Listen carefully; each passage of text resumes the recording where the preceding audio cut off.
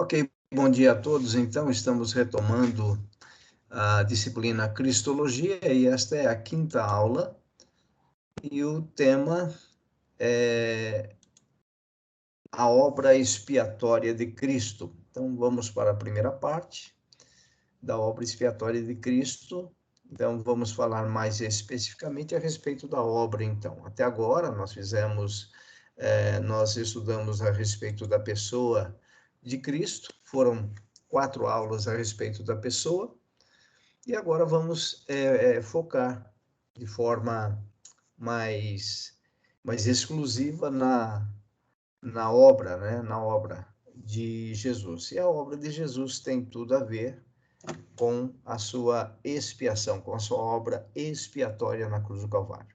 Então já vamos começar conceituando essa palavra expiação, né? Então vejam aí, expiar, esse verbo expiar, significa remir, remissão.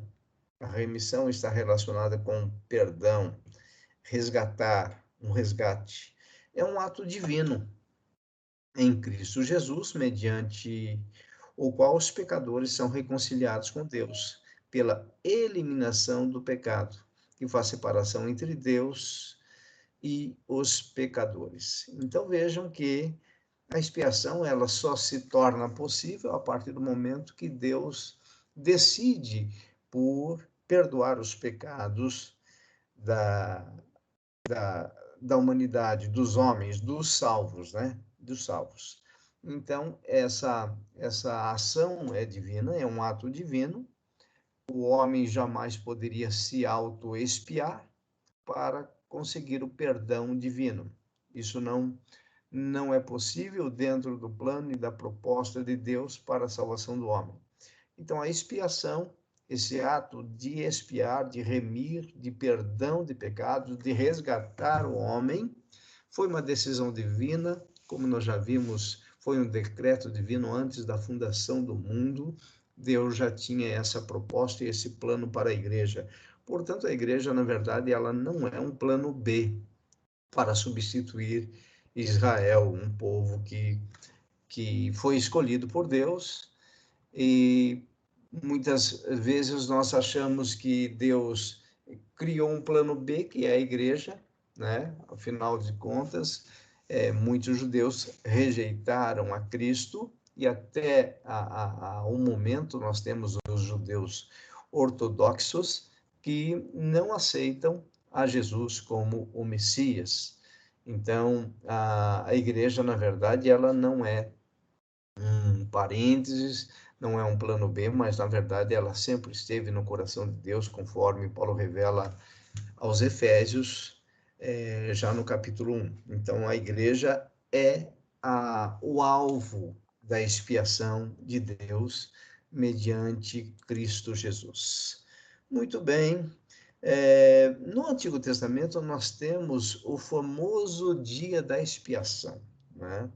Então, esse dia da expiação, na verdade, ele era um dia, né, em que os judeus praticavam um jejum, né, um jejum anual, então ele era anual, quando o sumo sacerdote entrava no Santo dos Santos para fazer expiação pelos pecados do povo.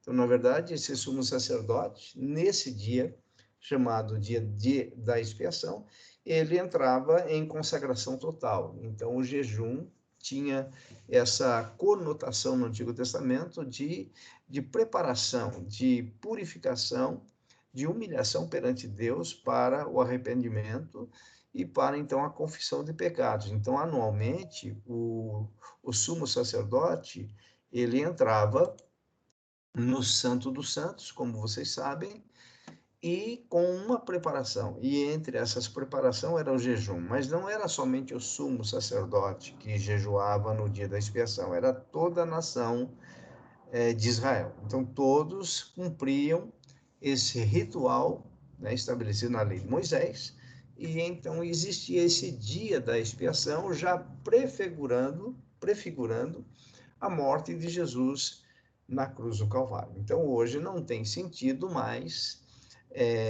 dentro do cristianismo, um dia específico para alguém jejuar, para a confissão de pecados, para a remissão de pecados, porque Jesus, na verdade, é a nossa expiação. Então, não existe hoje um dia da expiação em que nós vamos nos consagrar diante de Deus. Na verdade, a consagração agora, a partir do novo nascimento, ela ocorreu em Cristo Jesus, e Jesus é a nossa expiação. Mas esse ato, ou esse dia da expiação lá no Antigo Testamento, fazia parte, e faz parte, né, do judaísmo ortodoxo ainda, ok? Muito bem, então vamos lá. Os sacrifícios oferecidos no dia da expiação purificavam a nação inteira do pecado, até mesmo as transgressões inconscientes. Posteriormente, a morte de Cristo fez a expiação definitiva a favor dos crentes, tornando desnecessário qualquer sacrifício, conforme o autor aos Hebreus relata no capítulo 9. Então, vejam, essa ideia do dia da expiação seria o dia, então, em que aqueles animais eram sacrificados em grande quantidade. As famílias, os pais de famílias, traziam as suas ofertas para serem oferecidas no dia da expiação, então, para a purificação dos pecados da nação inteira. E Deus, então, através desse ato, aceitava o adorador, aceitava o israelita, e ele tinha então as suas transgressões perdoadas. E, novamente, mostrando que Deus tinha um plano maior, que seria a obra expiatória de Jesus Cristo na cruz do Calvário, que substituiu definitivamente todo o ritual judaico. O conceito de expiação, vejam só. A expiação é a parte da obra sacerdotal de Cristo. A expiação é o próprio cerne da mensagem da Escritura. Na verdade, podemos dizer que a expiação era o próprio propósito da encarnação. Então, vejam, a expiação tornou-se necessário depois da queda, como nós já vimos, houve a queda do homem, lá em Gênesis capítulo 3. A partir desse momento, o homem torna-se depravado, há uma depravação total. É lógico que quando nós estamos usando o termo depravação total, nós queremos dizer que o homem está separado, ele foi separado, então, da presença de Deus. Essa depravação é por causa da queda. É lógico que existem homens mais depravados do que outros, se nós usarmos essa questão apenas de uma depravação provocada pelos desejos sensuais, não é? Mas a depravação aqui significa a queda do homem, significa a separação, significa o pecado. Então, agora, na verdade, a expiação foi o propósito da encarnação. Ou seja, se não tivesse havido a queda, lá em Gênesis capítulo 13, Gênesis capítulo 3, logicamente não haveria necessidade da encarnação e, logicamente, da expiação, da morte expiatória de Jesus na cruz do Calvário. Mas, então, por causa da queda, por causa do pecado que entrou no mundo, e Paulo fala isso, né, que por um único homem entrou o pecado no mundo, todos os demais seres humanos descendentes de Adão já nascem nessa condição pecaminosa, por isso, então, foi necessária a encarnação e a obra expiatória de Jesus na cruz do Calvário. Jesus mesmo afirmou, dizendo: pois o próprio Filho do Homem não veio para ser servido, mas para servir e dar sua vida em resgate por muitos. Essa palavra resgate, que é a palavra redenção, que nós já vimos também, é a ideia da compra. Então, Deus nos comprou para Ele mediante o preço pago por Jesus na cruz do Calvário. Então, a sua morte, o seu sangue derramado na cruz, é o preço pago. Então, nós somos fruto desse resgate, dessa compra, desse pagamento de pecado, né?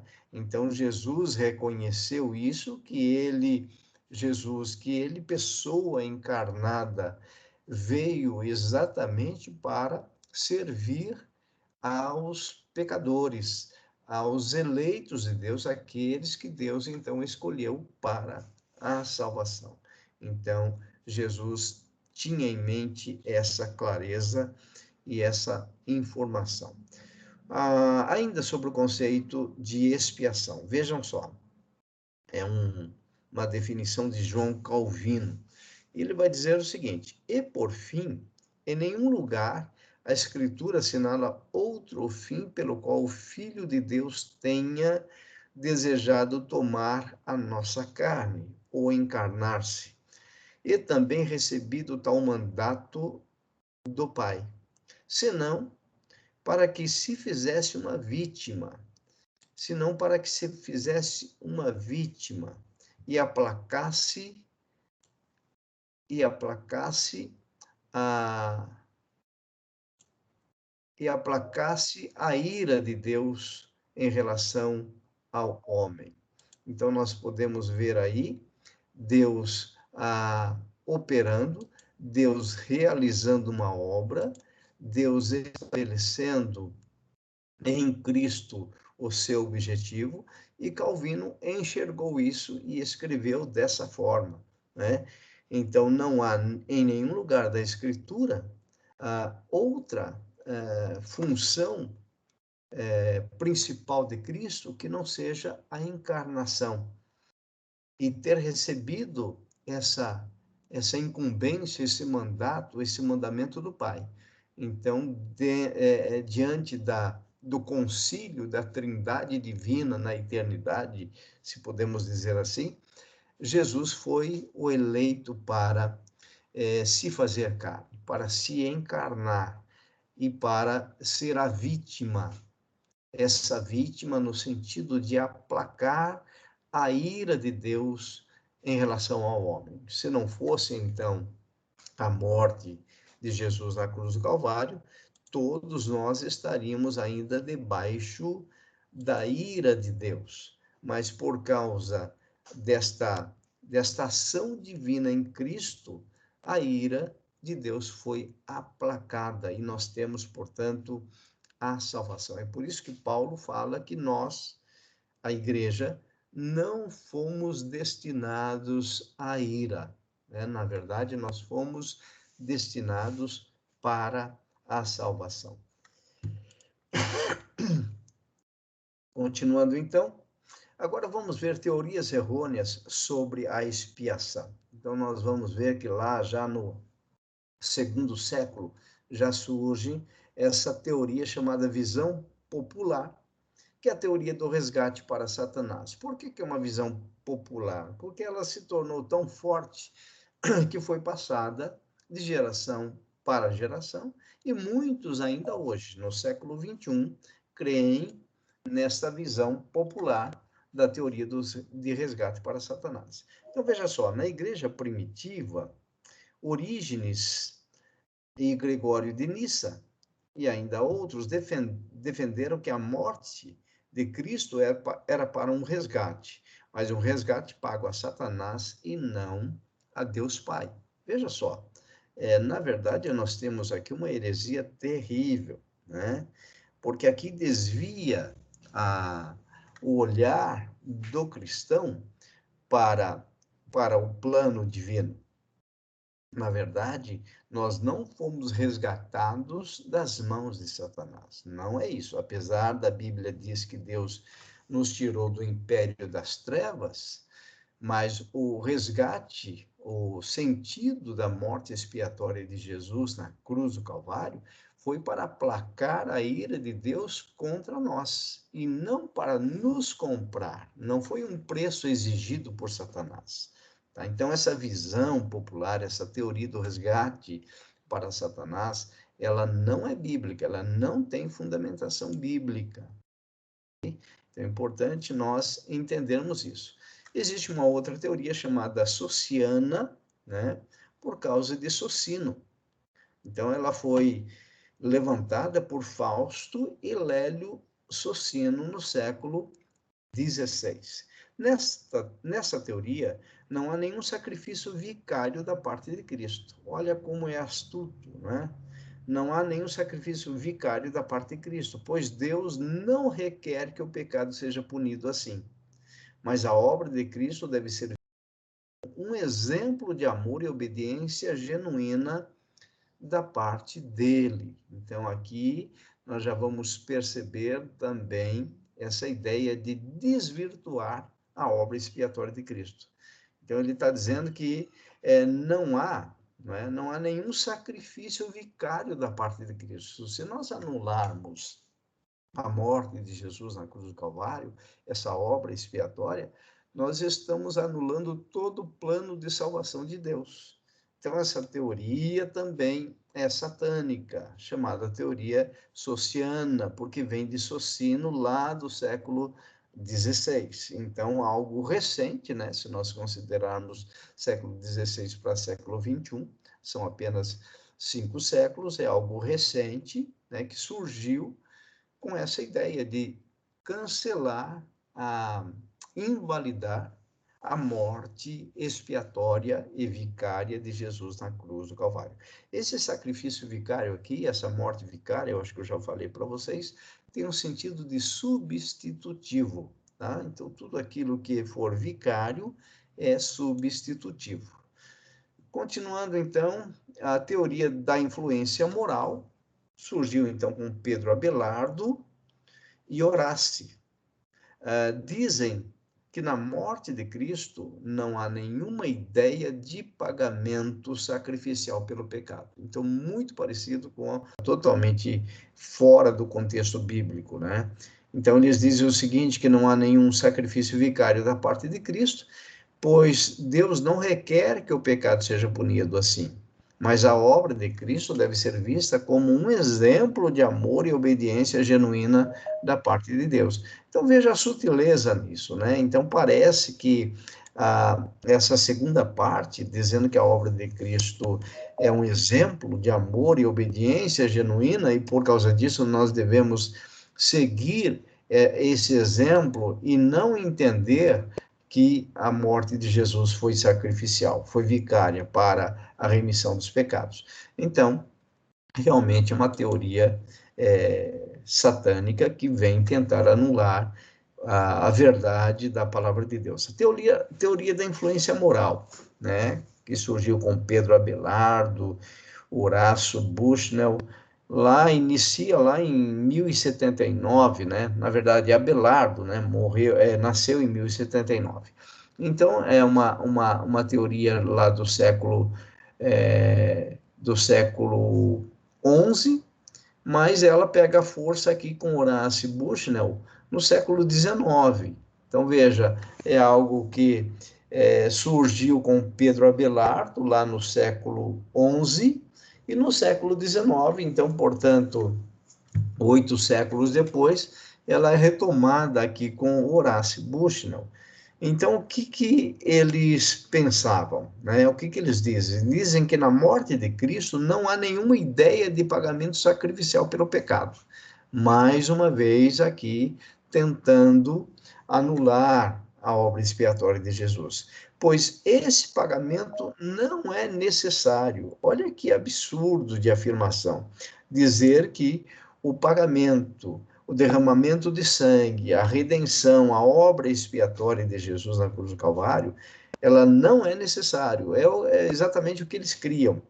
Antes, sendo uma demonstração do amor de Deus, sua morte deveria conduzir os seres humanos ao arrependimento. Volto a dizer, todas essas heresias, elas têm um lado que parece espiritual, porém, ao todo, ela é satânica, tá? Então, novamente, teoria da influência moral, tá? Que anula, que diz que não há nenhum valor, não há nenhuma ideia do pagamento sacrificial de Jesus na cruz do Calvário. Portanto, algo totalmente herético e que contradiz a verdade da obra expiatória de Jesus na cruz do Calvário. Teoria mística defendida por Frederick Schleiermacher, né, e Edward Irving.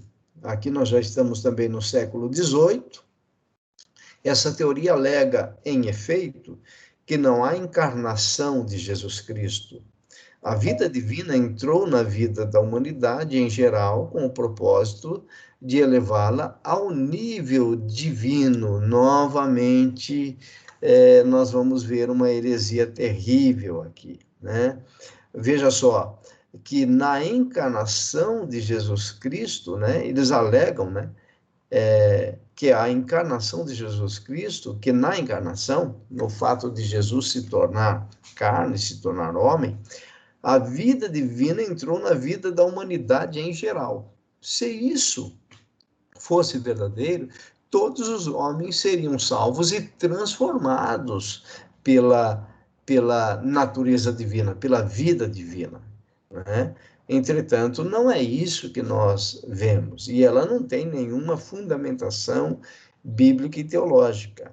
Tá? Então, quando eles dizem a vida divina entrou na vida da humanidade em geral, mediante a encarnação de Cristo, com o propósito de elevá-la, ou seja, com o propósito de elevar o ser humano ao nível divino. Puxa, seria ótimo se isso fosse verdadeiro. Se isso fosse verdadeiro, Deus teria resolvido o problema da queda humana, não é? Ele teria transformado seres humanos pecadores em seres divinos, né? Então seria uma forma excelente de Deus reparar a humanidade.